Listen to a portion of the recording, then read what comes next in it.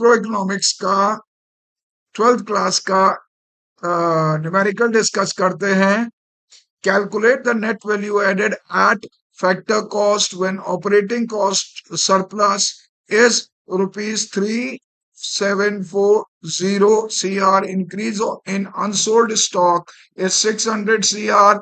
Sales 10,625 CR. Purchases of raw material 2625 CR. Depreciation 500 CR. Subsidies 400 CR. And indirects 1200 CR are given.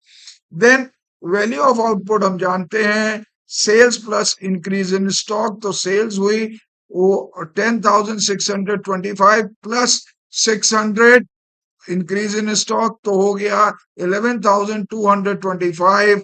Net value added at market price, that is value of output minus intermediate consumption minus depreciation.